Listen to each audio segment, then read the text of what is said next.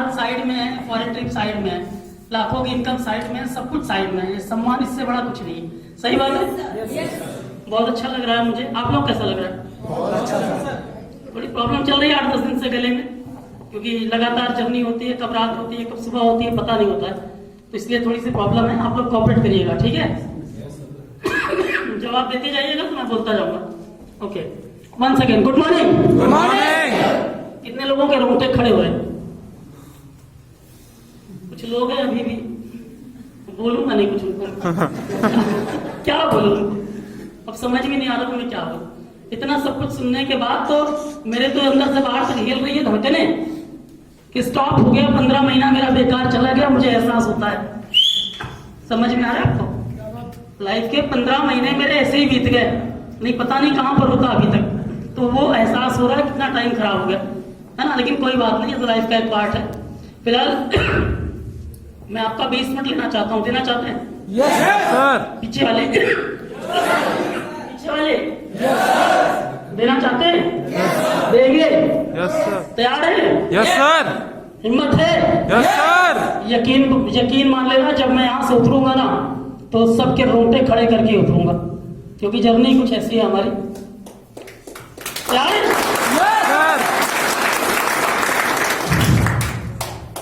नाम जान में आप लोगों ने, नाम मेरा यशवंत साहू है, रहने वाला मैं इलाहाबाद का हूँ और बाय प्रोफेशन में कोच था, बच्चों को ताइक्वांडो सिखाता था। लगभग 11 साल मैंने बच्चों को ताइक्वांडो सिखाया और सक्सेसफुल कोच था मैं, क्योंकि 10,000 रुपए कमाने के लिए लोग बहुत स्ट्रगल करते हैं। सही बात है?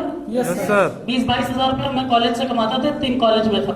इंटर कॉलेज था मेरा मनोरी के अंदर, 2 घंटे की क्लास होती थी 5 से 7।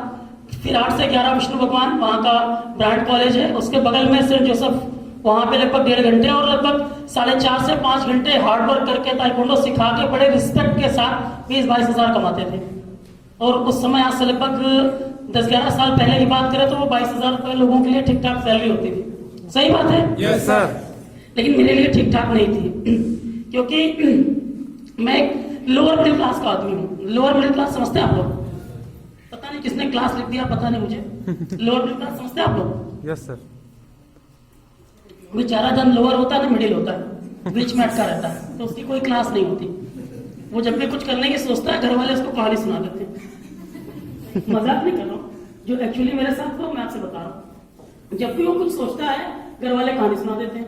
मेरी एज लगभग 13 साल, 9th का बच्चा, बचपन से बड़ा शौकीन, मार्शल आर्ट का बड़ा भूत था, अक्षय कुमार का बहुत बड़ा फैन हूँ मैं, और बहुत इंटरेस्ट था मेरा। जब मुझे मौका मिला, कहीं पता चला कि सीखने का है 150 रुपए लगेगा एडमिशन फीस, तो 150 रुपए बहुत बड़ी बात थी मेरे लिए। आज से लगभग 17 साल पहले की बात बता रहा हूँ। 150 रुपए बहुत बड़ी बात थी। मैंने 9th में सोशल साइंस की गाइड बेच दी, 300 की खरीदी थी, 150 की बेच दी, मेरा एडमिशन नहीं। पापा ने कहा पैसा नहीं दूंगा, मम्मी ने कहा मरवाएगा क्या? समझ में आ रहा है? मैंने मम्मी से पता क्या कहा, मुझे फॉर्म में सिग्नेचर चाहिए, नहीं सुबह मैं मर जाऊंगा। समझ में आ रहा है? तो सुबह सिग्नेचर मिल गया, कैसे मिला मुझे नहीं पता। मुझे सुबह सिग्नेचर मिला, पैसा मैंने सोशल साइंस की गाइड बेच दी। जब टेस्ट आया मेरा 3 महीने के बाद, तो मेरे पास पैसे नहीं था टेस्ट देने के लिए। तो जो मेन कोच था उन्होंने कहा वो लड़का अकेले क्यों बैठा है साइड में? क्या सर उसके पास पैसा नहीं है? उन्होंने कहा इसको भी भीड़ में शामिल कर लो, प्रैक्टिस देखते हैं फिर देखेंगे। और मैं आपको बताऊं, सारे बच्चों ने पैसा देके 1 बेल्ट अचीव किया था, मैं बगैर किसी टेस्ट के डबल बेल्ट अचीवर था। और उस दिन का one of the best student भी, और एक ट्रैक सूट फ्री भी। समझ में आ रहा है?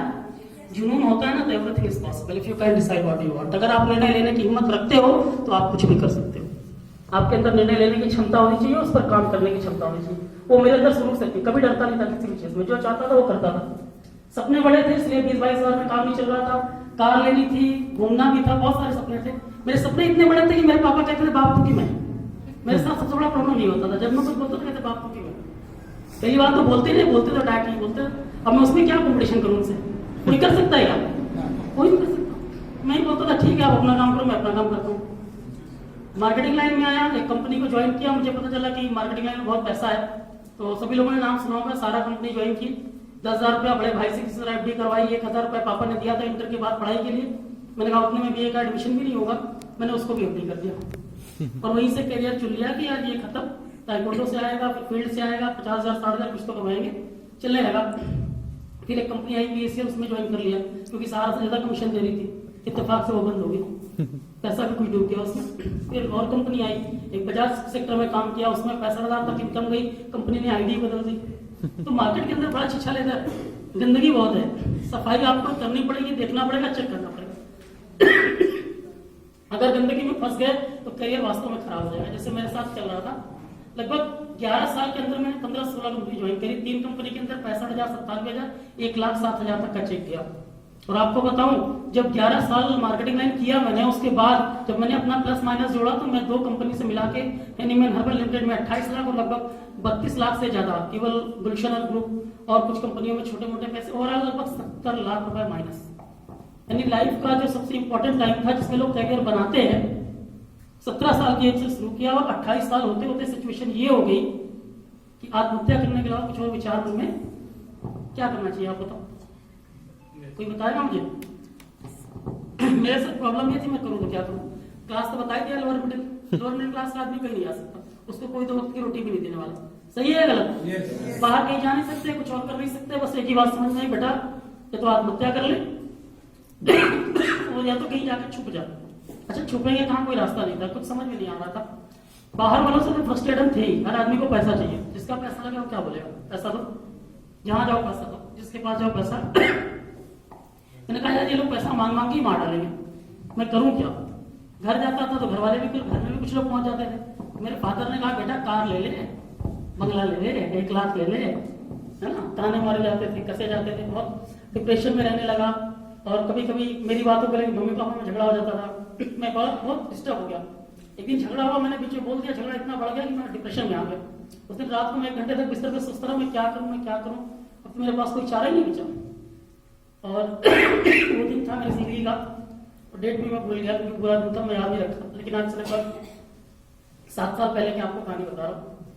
और मैं बहुत डिप्रेशन में था, गाँव का घर था, बड़ा सा घर था, बड़ा सा आंगन था, और ठाट होती है गांव में, जानते होंगे, बाहर आंगन टाइप का होता है, ठाट होती है, 4 पाइयां बिछी रहती है, तखत रखी हुई थी, तखत के ऊपर स्टूल रखा, टेंशन में अंदर से बाहर निकला, 9 बजे का टाइम था, लाइट नहीं थी, अंधेरा था, मोबाइल उस समय छोटा वाला चलता था, जिसमें तब मेरे पास ये वाला हेडसेट नहीं था जो अभी है मेरे पास, है ना।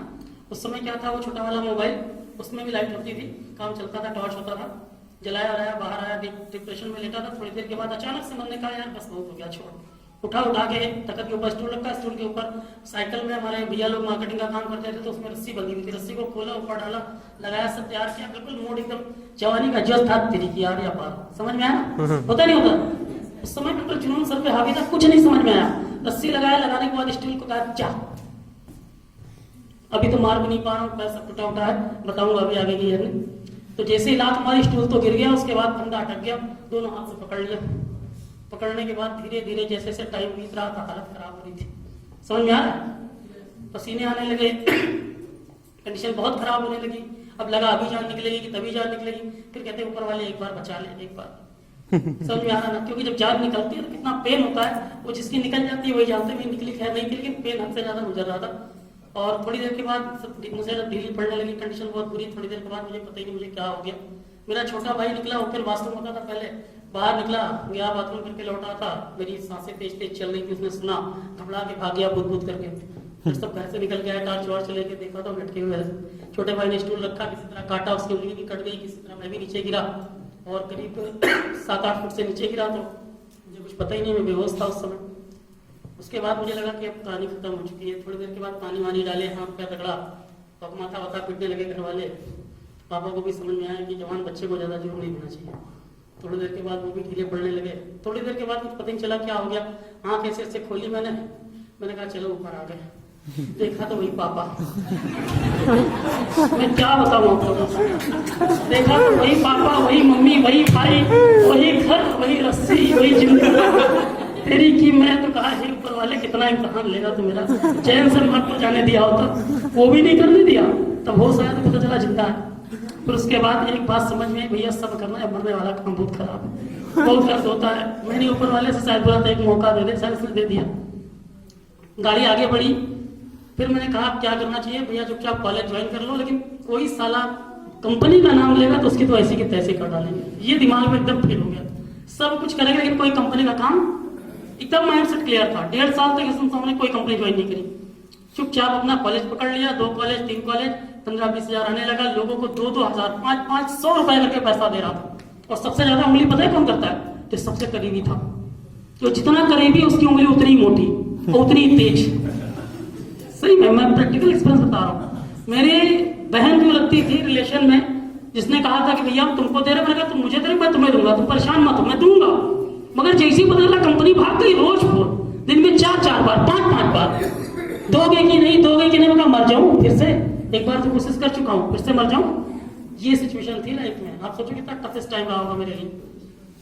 मैं 1-1 हजार रुपया करके देता था महीने को, और वो टाइम बहुत खराब था। मेरे घर वाले कुछ नहीं बोलते थे क्योंकि समझ चुके थे ज्यादा बोलेंगे तो चला ही जाएगा, तो कोई कुछ बचेगा ही नहीं। कोई कुछ बोलता नहीं था घर में, घर भी नाराज, बाहर भी नाराज, जिंदगी ऐसी चल रही थी। कॉलेज में जाते थे, सिखाते थे। जो व्यक्ति 1 मिनट में टाइमर लगा के 50 से 60 किक करता था, दोनों पैर से, इस रफ्तार थी जिस पैर में, जो कुएं पर बैठ के स्ट्रेचिंग करता था। प्रैक्टिकली आप सारी चीजें देख सकते हो, मेरे पास अभी भी मोबाइल में सारी चीजें ऑल रिकॉर्ड है। 3-3 स्टेट का गोल्ड मेडलिस्ट रहा हूँ, और अपने से 1-1 फुट से ज्यादा लोगों के मुंह हाथ तोड़े थे। बहुत प्रैक्टिकली एक्सपीरियंस था, बहुत स्ट्रांग था मैं इस फिजिकल फील्ड में। बहुत अच्छी प्रैक्टिस थी मेरी, और अपने आसपास बहुत अच्छा स्टूडेंट था मैं। लेकिन जब इंसान का ये खराब हो जाता है ना, तो ये अपने आप खराब हो जाता है। इसको खराब होने में टाइम नहीं लगता। मैं कॉलेज भी जाता था, सिखाता भी था, सब कुछ करता था। लेकिन जब मैं सोचता था पहले जैसे 1 मिनट में 50 किक 60 किक करूं, तो फिर 40 किक करना मेरे लिए बहुत बड़ी बात हो जाती थी। मेरा फिजिकल कंडीशन धीरे धीरे गिरता ही जा रहा था, मेंटल प्रेशर बढ़ता ही जा रहा था। मैं विचारों से बहुत छोटा होता जा रहा था। मुझे लगता था कि यार सपने अपने देखने नहीं चाहिए। जो लोग मार्केट में बोलते हैं सही बोलते हैं, सारे लोग सही है, गलत मैं ही था। मेरी सोच गलत थी, मेरी महत्वाकांक्षा गलत थी। मैं अपने आप को धीरे धीरे निगेटिव करते चला जा रहा था। 1.5 साल बीत गया, एक लड़का मेरे पास आता है, कहता है यशवंत भाई तुम्हारे पास बहुत तजुर्बा है। मैंने कहा तेल लेने यार तजुर्बा 70 लाख रुपए डूब गए, लोग उंगली करके रखे हैं, जीना मुश्किल कर दिया, क्या करेंगे तजुर्बे का, अचार डाल ले। तो उसने कहा भाई एक काम करो, एक बहुत अच्छी कंपनी आई है। जैसे उसने कंपनी का नाम लिया, भाई साहब मैं आपको बता नहीं सकता, आप चाहे उससे मिलके पूछ लेना। मैंने उससे कहा देख, कॉलेज के ठीक बगल में किसान ढाबा था, बढ़िया ढाबा था, अच्छा खाना मिलता था। मैंने कहा अगर तुझे खाना है, गरीबी तो चली रही है, मैं तुझे अच्छे से खिला दूंगा, पिला दूंगा, एज अ मेहमान आपको इज्जत दूंगा, खा ले पी ले चाह। नहीं पूरे 2.5 साल हो गए कोई मार्केट का प्रैक्टिकल डेमो नहीं किया ताइक्वांडो का। आज कर डालूंगा और तो घर जाने के लायक नहीं रह जाएगा। कुछ हल्ला गया, सोचा यार बहुत गर्म हो गया, एक बैग गर्म हो गया। भाई धीरे धीरे गर्म होता है, आदमी समझता है। कंपनी का नाम लेते ही गर्म हो गया तो समझ गया कि टेम्परेचर हाई है, निकल लो। वो निकल गया चुपचाप, कुछ बोला भी नहीं, बड़ा दिमागदार लड़का था, जंगलर टाइप का आदमी था, लेकिन था बहुत दुष्ट आदमी, छोड़ा नहीं पीछा मेरा। 3 दिन के बाद फिर आ गया, लेकिन इस बार बड़ी प्लानिंग के साथ आया। प्लानिंग भी कैसी बनाई, एक ऐसे व्यक्ति को लेके आया जिसको देखने के बाद सामने वाला कुछ बोले ही ना। बाहर गाड़ी खड़ी, गाड़ी के अंदर वो शख्स बैठा हुआ, कॉलेज का टाइम 11 बजे, पता है 11 बजे सामने गाड़ी खड़ी। मैं जैसे ही बाइक लेके बाहर निकल रहा था, हाथ दिया, मैंने कहा बोल खाना है? बोला कुछ नहीं खाना भाई, मेरे एक मित्र आए, उनसे मिल लो। मैंने कहा साले तो कंपनी की ही बात करेगा, तो धीरे से निकल ले सब। बोला देख भाई मेरी इज्जत का सवाल है, मैंने इलाहाबाद से बुलाया, एक बार मिल लो, तुम मिल लो बस, कुछ करना नहीं करना तुम्हारी मर्जी। और वो शख्स कोई और नहीं थे, हमारे आपके सबके, मेरे भी, सारे लोगों के मेंटल सिस्टम सुनने के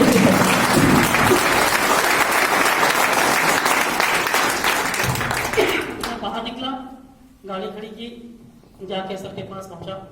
मैंने कहा देखो सर मुझे पता है आप कंपनी बताने आया, डायरेक्ट शीशा खुला। मैंने कहा सर देखो आप मुझे पता है आप कंपनी बताने आया, मैं बहुत कंपनी क्या, मैंने ज्यादा कंपनी आपने की हो और मेरे साथ आप इसके बारे में नहीं जानते हो, आपको जो बोलना है जल्दी बोलो, मैं इधर से सुनूंगा, इधर से निकालूंगा, फिर अपने घर जाऊंगा, मेरे पास टाइम नहीं है।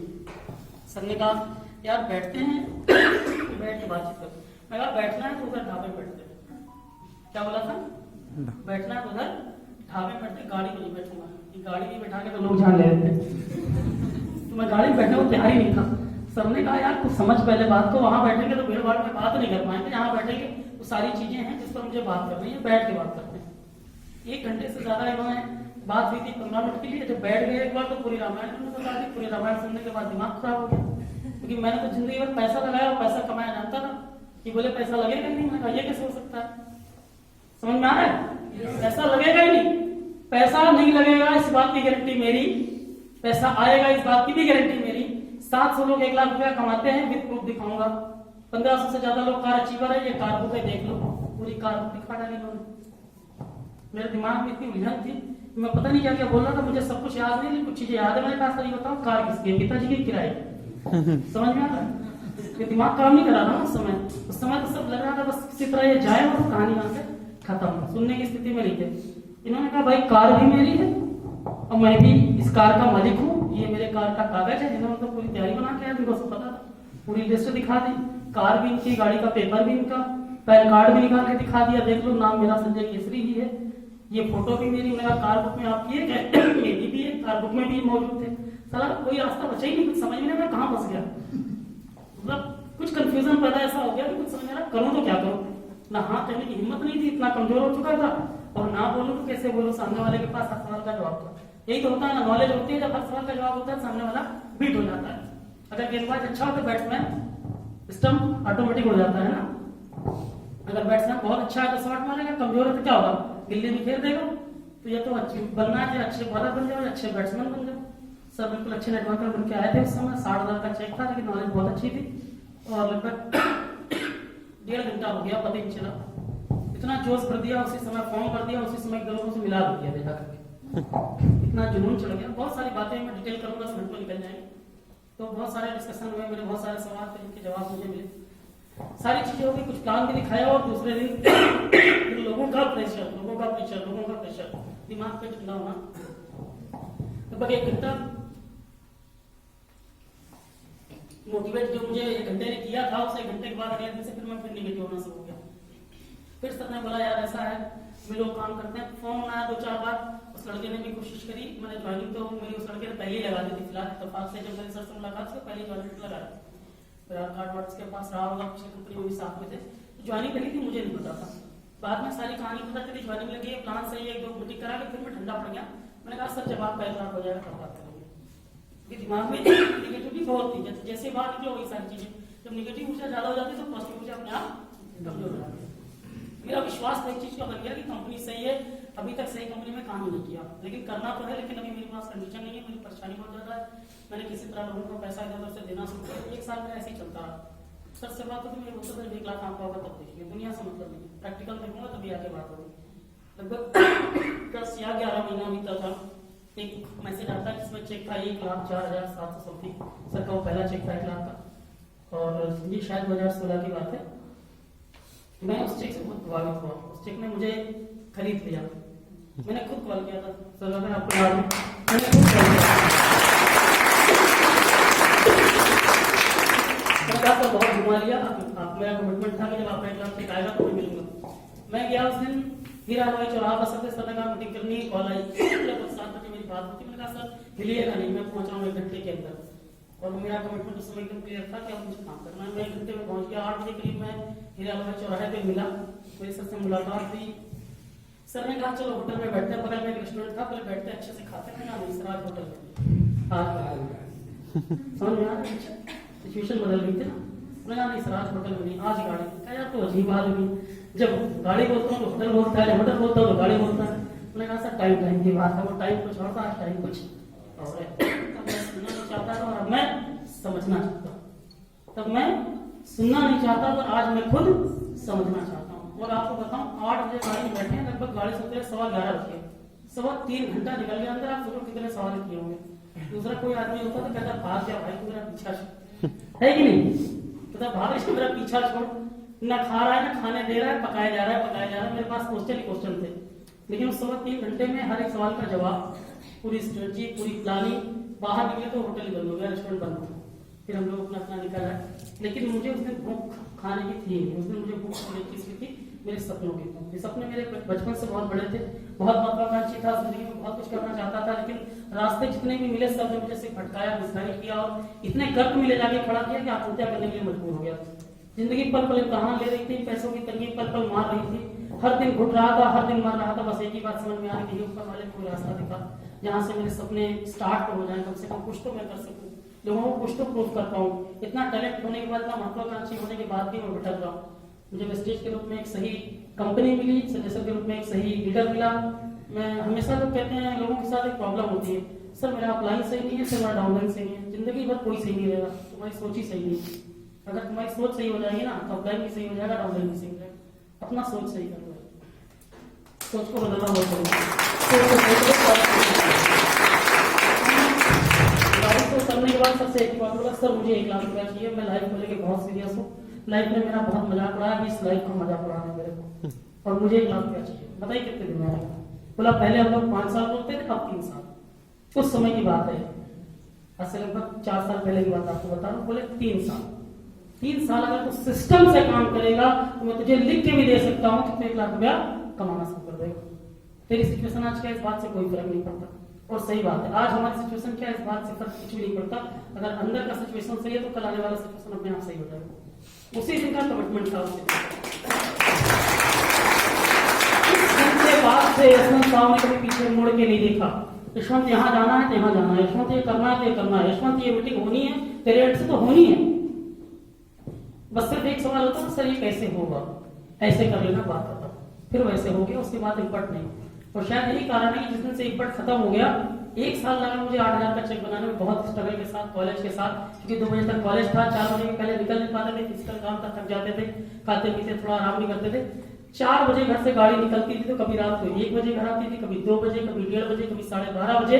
और मेरे घर वाले सोते रहते थे। एक दिन ऐसा था कि मैं 1:30 बजे घर पहुंचा, किसी दिन दरवाजा ही नहीं खुला, जागते हुए भी नहीं खुला। आधे घंटे में गाड़ी के हैंडल पे हाथ रख के सो रहा था, आधे घंटे। फिर मेरे पापा उनके सोचोगे पता नहीं कहाँ गया, क्या हुआ, फिर खोले ले गए, मुझे कुछ याद भी नहीं। ऐसे ऐसे दिन आते थे कि पूरा कपड़ा, यहाँ तक कि जो हम लोग पहनते हैं रेनकोट, इतनी बारिश झेली थी कि रेनकोट के अंदर भी भीग जाता था। इस तरह की बारिश झेली थी और लगातार झेलते थे, 20-20 किलोमीटर भीगते हुए। रात को 1 बजे की बात बता रहा। ठंडी बताऊंगा तो रायबरेली में लखनऊ से लौट रहा था, कांप रहा था। सर ने सब बताया था, ऐसा नहीं कि अप्लाई नहीं बताते, लेकिन हम थोड़े सा केयरलेस होते हैं।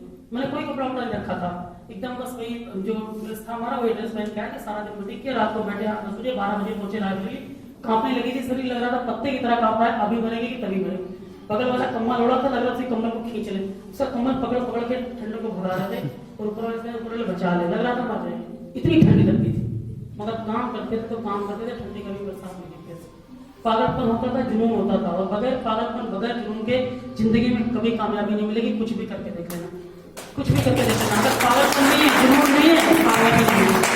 कामयाबी का केवल एक ही रास्ता है, जुनून और पागलपन। जिस दिन दिल में बैठ गया ना, उस दिन आप सचिन भी बन जाओगे, उस दिन आप अंबानी बन जाओगे। पागलपन जिस दिन बैठता है ना, पागलपन कुछ भी करवा सकता है आपसे, कुछ भी करवा सकता है।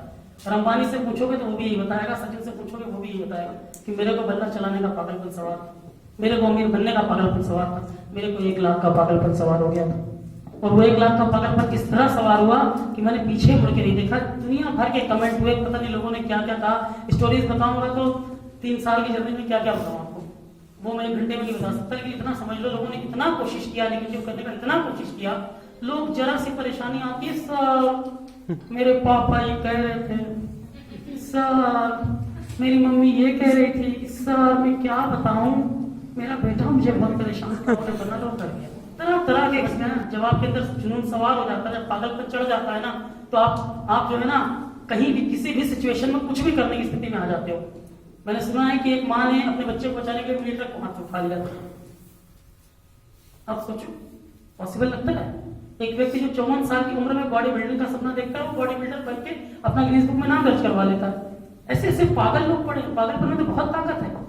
सर मेरे को बरेली से यहाँ तक आना है, 200 किलोमीटर कैसे जाऊंगा? अरे साला ये सोचो, लगड़ा आदमी 2-2 जगह से पैर टूटा, 2-2 जगह से हाथ टूटा, लगातार 3 दिन से जर्नी कर रहा हूँ, मीटिंग भी कर रहा हूँ, जर्नी भी कर रहा हूँ। पागलपन पैदा करो ना, कुछ भी कर जाओगे, कुछ भी कर सकते हो। Everything is possible. मैं बार बार बोलता हूँ, इंसान जो सोच सकता है वो कर सकता है, और वो सब कुछ सोच भी सकता है जो आज तक नहीं सोचा। सिर्फ पागलपन चाहिए, सोचने की हिम्मत चाहिए बस। वाली सर तो हमेशा बोलते हैं, सोचने की हिम्मत को करो। आप उनकी वीडियोस देखो, कितने अच्छे से वो इन सब चीजों को बताते हैं। मैं आपको बताऊं, उसके बाद दूसरा साल आया, लोग मजाक उड़ाते रहे। दूसरे साल का चेक 40,000। तीसरा साल आया, दूसरे साल फुल टाइम आया 40,000। तीसरे साल चेक 1.5 लाख। कितना? 1.5 लाख। गारंटी पूरी हुई। 2 लाख हो गया था, लगभग 1 लाख रुपए लगभग 2.5 साल के आसपास क्रॉस हो गए थे। और अगले 2 महीने में 1 से 1.5 लाख भी हो गया था। हाईएस्ट चेक मेरा था 1,66,000 मई 2019 का। जनवरी 18 में मैंने पहली कार ली 9.5 लाख की डिजायर, जो भी खड़ी है, यहाँ पर नहीं है, ये उनके घर के पास खड़ी है लखनऊ में ही। और उस कार को लेकर मैंने 2 साल में 80,000 किलोमीटर चलाया। मेरे खानदान में मेरे एक चाचा का लड़का है जिसको दहेज में मिली है 4.5 लाख की कार है, लोएस्ट मॉडल वैगन आर की। और वो आज तक 5,000 नहीं चली, 1.5 साल हो गए। और मैंने 9.5 लाख की कार ली, 2 साल में 80,000 चलाया। उसके बाद मई के पहले फरवरी 2019 में हम लोग फॉरेन ट्रिप गए, इसमें सर भी थे, रूबी भी थी। फॉरेन ट्रिप, हमारे खानदान में किसी के पास पासपोर्ट नहीं है, हम लोग पता है लोअर मिडिल क्लास के, कोई क्लास ही नहीं है सलाह। लेकिन मैंने अपनी क्लास बनानी थी, मैंने बनाई। सबसे महंगी अपने खानदान में कार अपने खानदान का बंदा, उसके पास पासपोर्ट भी और फॉरेन ट्रिप भी गए। 5 दिन समुद्र के अंदर, लगातार समुद्र के अंदर, वो 13 मंजिल की नाव, वो 10,000 से ज्यादा रूम वाली नाव, 600 मीटर की नाव। समझ रहे हैं आपको? जिंदगी में जो सोचा नहीं था, कभी देखा ही नहीं था, कभी उम्मीद ही नहीं की थी ऐसा भी होता है, वो करिश्मा है हमने जिंदगी में देखी। क्रूज क्या होता है तो नहीं जानते, हम लोग लोअर क्लास के आदमी, पता ही नहीं था क्रूज क्या होता है। वहां जाके पता चला कि क्रूज भी होता है, मलेशिया भी होता है, थाईलैंड भी होता है, लोग ऐसे ऐसे कपड़े पहन के एंजॉय भी करते हैं, वो सब देखा। संजय सर भी खूब एंजॉय कर रहे थे, सिखा भी रहे थे। पहली बार में सब कुछ हम सिखा दिए तो पनीर पर तो मस्ती बहुत किया हम लोगों ने, बहुत मजा आया। और जिंदगी में सच बता दूं, जब आप कामयाब होते हो ना तो ये सब बातें पीछे छूट जाती हैं। जिंदगी के जितने भी चैलेंजेस होते हैं बहुत बुलाते हैं, बहुत चैलेंज देते हैं, बहुत परेशानियां आती हैं, लेकिन जब कामयाब होते हो ना सब पीछे छूट जाता है, फिर मजा आता है। जिंदगी जीने का अपना एक क्लास हो जाता है, एक आनंद हो जाता है जिंदगी का। उसके बाद मैं आपको बताऊं, मई के बाद से मैं भटक गया। सभी लोग भटक जाते हैं, घर वाले परेशान थे, शादी नहीं करता, 1 लाख का चेक हो गया, अब कब करेगा, बुढ़ा जाएगा तब करेगा। 30 साल उम्र हो रही है, समझाते फिर बात हो गई, सेटिंग हो गई, तो बात करने लगे, टाइम कटने लगा, घूमने टहलने लगे, पता ही नहीं चला कब घूमना है, कब अगस्त आया, कब सगाई हुई, कब शादी, पता ही नहीं चला। और शादी के बाद फुल टाइम हस्बैंड, सबको पता ही होगा। टीम में जो मेन लोग वो तो जानते हैं, मैंने क्लियर बोला था शादी के बाद अपना 1 साल में फुल टाइम हस्बैंड। मुझे पता था, मैंने वो कर दिया जो करने के लिए लोग तरसते। और मैं आपको बताऊं, लॉकडाउन भी लगा मार्च में, 22 मार्च को मेरे यहाँ शादी में मेरे फादर के साथ हादसा हुआ। लगातार 4 बड़े हादसे हुए, हर 2 महीने के अंदर हादसे, 4 बड़े हादसे हुए घर पे। लेकिन आपको बताऊं, अगर लोअर मिडिल क्लास आदमी जितने खर्चे हुए उस बीच में, नॉर्मली आदमी होता तो खत्म हो जाता, घर द्वार सब बिक जाता उसका। करीब 12-13 लाख रुपया मैंने शादी में खर्च किया, 1 रुपया अपनी कमाई का। मैं बता रहा हूँ, 1 रुपया मैंने कभी घर से 17 साल की उम्र से आज तक मैंने घर से 1 रुपया मांगा नहीं, सिर्फ दिया, सिर्फ दिया।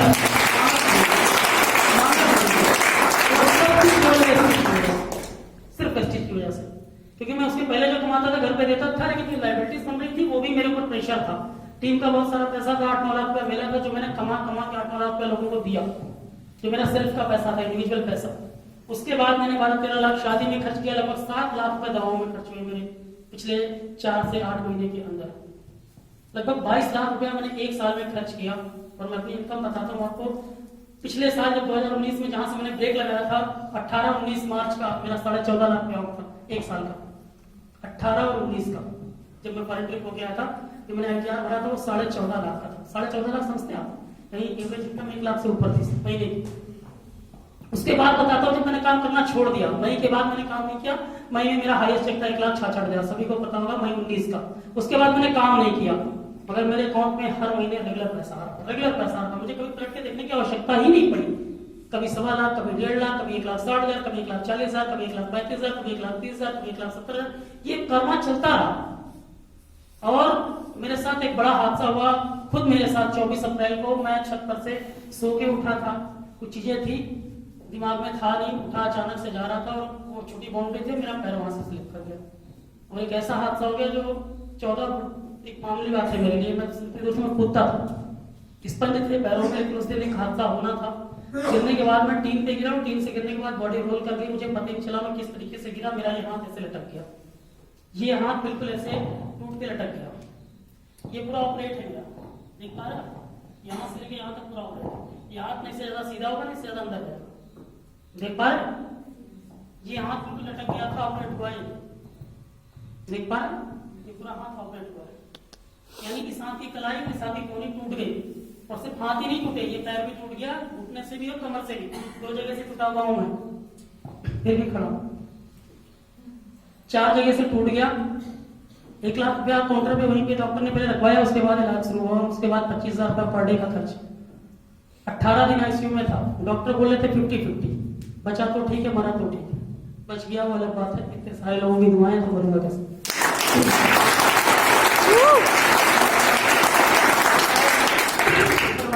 सपने बहुत बड़े हैं, तेरे अभी पूरे कर दूंगा। अभी तो 1 लाख 1.5 लाख की बात है, अभी तो 5 लाख जाना है। उस दिन से 3 महीने तक मैं बेड पे रहा, उसके बाद मैंने चलना शुरू किया। डॉक्टर ने बोला कि फिजियो कराओ, उसके बाद आप लगभग 7-2 साल अभी आप काम नहीं करो, अभी आप आराम करो। लेकिन मैं आपको बताऊं 3 महीने के बाद मैंने चलना शुरू कर दिया। 3 महीने फिजियो कराया, उसके बाद जैसे ही मुझे लगा मैं अपने पैर पे खड़ा हो सकता हूँ, अभी मैं ठीक से खड़ा नहीं होता, मैं चलता हूँ, मुझे बड़ी प्रॉब्लम होती है, थोड़ा दिक्कत होती है चलने में, टेढ़ा मेढ़ा होकर चलना पड़ता है। मैं ठीक से 2 घुटने के बल बैठ नहीं सकता, मैं पालते मार के बैठ नहीं सकता। ये सब मेरे साथ चैलेंज है। मैं शूज आसानी से नहीं पहन सकता, मैं कपड़े आसानी से नहीं पहन सकता। लेकिन मेरे सपने बहुत बड़े थे, हैं, और जब तक पूरे नहीं करूंगा चैन की सांस नहीं लूंगा। 5 लाख रुपए का सपना था, बीच में ब्रेक लग गया 14-15 महीने का। लेकिन प्रेस्टीज एक ऐसी इनकम है जिसके लिए हम लोग आए थे टाइम फ्रीडम के लिए। तो 15 महीने मेरे पास टाइम फ्रीडम था, मैं कोई काम नहीं करता था, टाइम था मेरे पास। 15 महीने तक मेरे पास फाइनेंशियल फ्रीडम था, मैं कोई काम नहीं करता था, लेकिन पैसे लगातार आ रहे थे, मुझे छूटने की जरूरत नहीं थी। सबसे बड़ी बात की सिक्योरिटी की बात होती है। सिक्योरिटी, शादी करने के बाद 2 महीना घर से ना निकलो, घर वाले गोली कर डालेंगे, जीने नहीं देंगे। सही है कि झूठ है? नहीं निकल देंगे। वो यही कहेंगे कि आप तो कर क्या रहा है, बैठा किस लिए है, वाइफ ही आपको कर डालेगी। लेकिन मैं 15 महीने तक नॉर्मली ऐसे ही चलता रहा। शादी के बाद 1 साल हो गया, मेरा एक बेटा भी हो गया, 11-20 को। चिंता ना अपने, क्योंकि मुझे पता है मैं बिस्तर पे रहता तो भी 15 महीने पैसे आए तो पैसे को जिंदगी बढ़ाएंगे। अब पैसों का रोना खत्म, यानी सिक्योरिटी है मेरे पास। अगर मैं ऊपर चला भी जाता तो मेरे परिवार को 1-1.5 लाख रुपया आता ही रहता। क्यों आता रहता पता है? क्योंकि मैं एक ऐसे काम को मैंने किया जिस काम के अंदर मैंने अपना ही जीवन नहीं बदला, मेरे साथ में बहुत सारे लोगों का जीवन बदला है। किसी को 20,000 आता है, किसी को 50,000 आता है, किसी को 70,000 आता है, किसी को 80,000 आता है, रुपये का 1 लाख भी आ गया है ना। तो टीम में बहुत सारे लोग हैं, तो एक साथ सारे लोग तो काम नहीं करेंगे ना, लोग तो काम करेंगे ना, अपनी इनकम तो बढ़ाएंगे ना। इस सिस्टम ही ऐसा है, अगर आप लोगों की इनकम बढ़ाओगे तो एक समय के बाद लोग आपकी इनकम बढ़ाएंगे। तो जो काम मैंने 2.5-3 साल किया था, उस काम का जब शशि भूषण जी ने बहुत अच्छे से एक्सप्लेन भी किया कि 3 से 5 साल काम कर लो, उसके बाद बिंदास हो जाओ, जिंदगी भर एंजॉय करो। तो मैं सिक्योरिटी दूसरों की सुनता था। मुझे किसी ने बताया था कि दरअसल मोदी जी 9 लाख रुपए पे एक्सपायर कर गए, उनके परिवार को आज 13 लाख रुपए आते हैं। 4 साल के बाद उनके परिवार को आज भी 13 लाख रुपए आते हैं, उनके ना रहने पर। अंशु रावत जी के हस्बैंड खत्म हुए, मेरे सामने की बात, लगभग 96,000 का चेक था हमारे इलाहाबाद की। उनकी वाइफ को आज अंशु रावत जी को लगभग 4 लाख रुपए महीना आ रहा है इस समय। यानी जो लोग करके चले गए उसका पैसा बढ़ते हुए लोगों को मिल रहा है। और 15 महीने में उसका खुद लाइव एग्जाम्पल बन गया। मैं लोगों को कहता था ईश्वर कभी ना करे कि आपके साथ कोई ऐसा दिन आ जाए कि आपको इस तरह की तकलीफें सहनी पड़े। मुझे थोड़ी ना पता था मेरे साथ हो जाएगा, लेकिन मुझे बहुत सुकून मिलता है, बड़ी खुशी मिलती है कि मैंने एक सही डिसीजन लिया। क्योंकि अगर आज मैंने ये काम नहीं किया होता तो आज मेरी दशा इतनी खराब होती कि शायद मुझे लोगों से रोटियों के लिए भी मांगना पड़ता, भाइयों के ऊपर, परिवार वालों के ऊपर निर्भर होना पड़ता। वो देते, लेकिन जिस तरह से मिलती ना उसको खाना अच्छा नहीं लगता। मुझे प्राउड है कि आज भी मैं उसी तरह खाता हूँ, उसी तरह पहनता हूँ, उसी तरह घूमता हूँ, वैसे ही गाड़ी मेरी चल रही है, वैसे ही आज मैं लोगों को बांट भी रहा हूँ। जितनी मर्जी इतना खर्चा कर रहा हूँ, कोई दिक्कत नहीं, सब कुछ वैसे ही चल रहा है।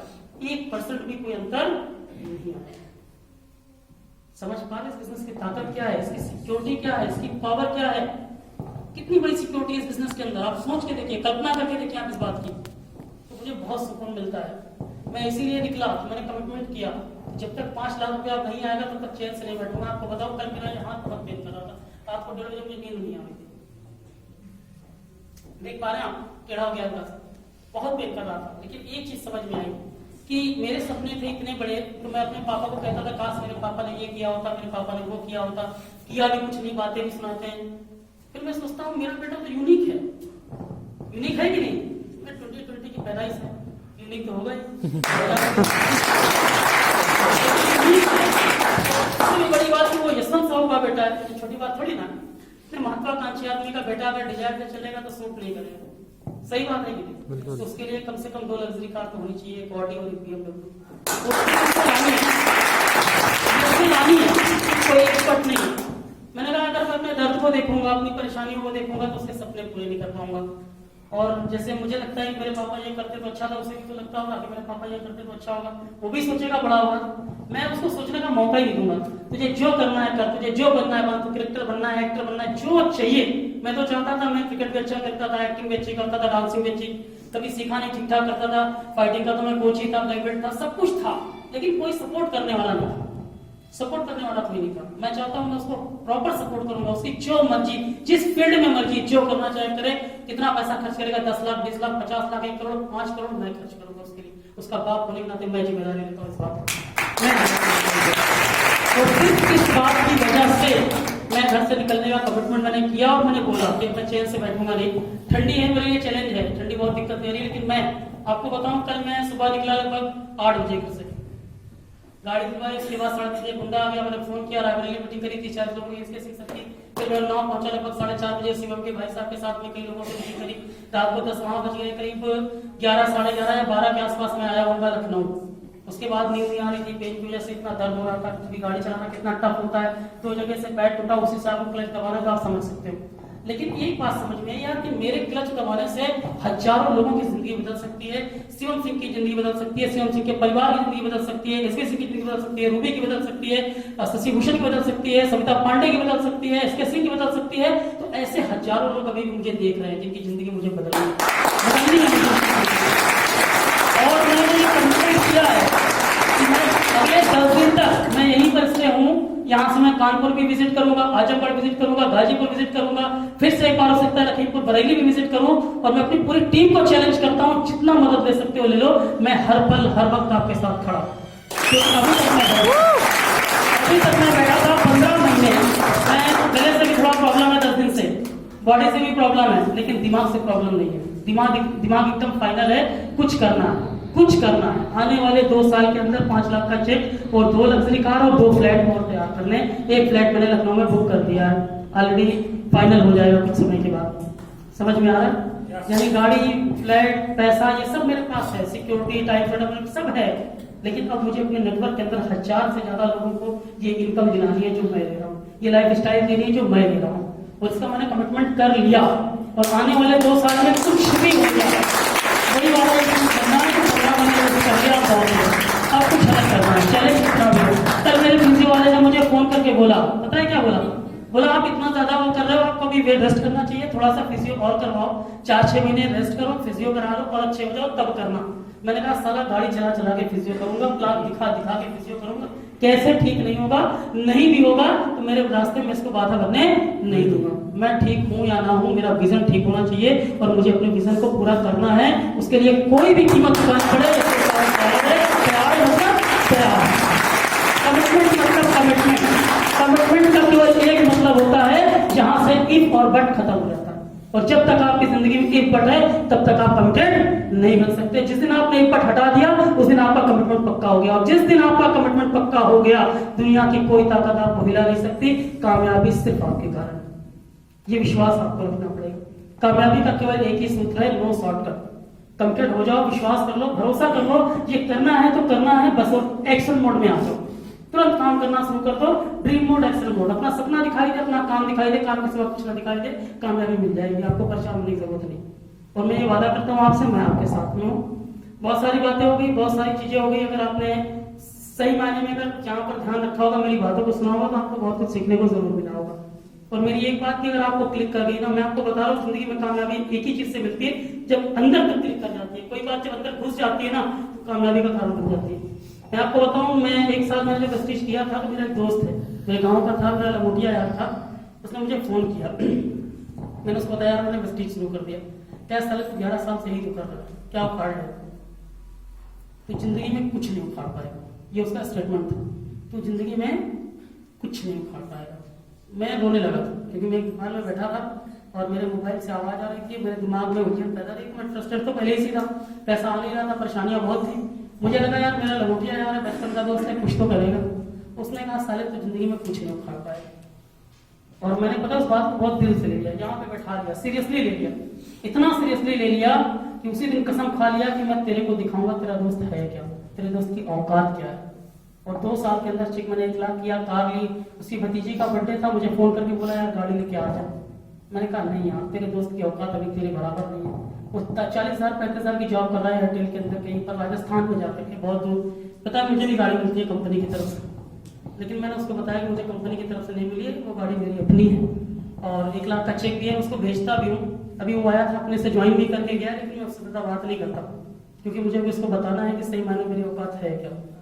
उसने बोला कार दे दो, मैंने कहा कार नहीं दूंगा तुझे, मैं कार दूंगा, घबरा मत, तेरे दोस्त की औकात ये है, डिजायर नहीं है, ये तो नीट कार है।